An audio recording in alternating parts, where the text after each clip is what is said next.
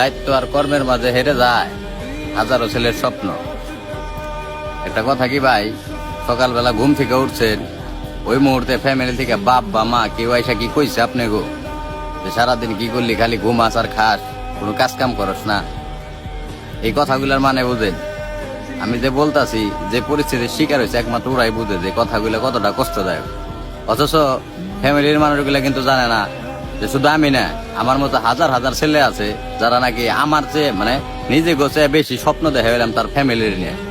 আমি মনে করি বেশিরভাগ পোলাপানেরই আমাকে মতো যারা মধ্যবিত্ত ঘরের সন্তান, বেশিরভাগ পোলাপানেরই নিজের চেয়ে বেশি স্বপ্ন তার ফ্যামিলি নিয়ে। কবে আপনার কাছে কিছু টাকাই না দিতে পারুম, কবে হ্যাঁ হাসি মুখটা দেখুন, কিন্তু এটা কিন্তু আবার ফ্যামিলি বুঝে না ভাই। আমি মনে করি এরকম বহুত মানুষ আছে ভাই, এই প্রতিনিয়ত ভাই মনে করেন যে এই টর্চারের শিকার হইতেছে। আমাকে কিন্তু কোনো অপশন দেয় না, আমাকে কিন্তু বাইরে থেকে কিছু টাকা পয়সাও দেওয়া হয় না যে একটা কিছু করো বা একটা লাইন ধরায় দেয় না।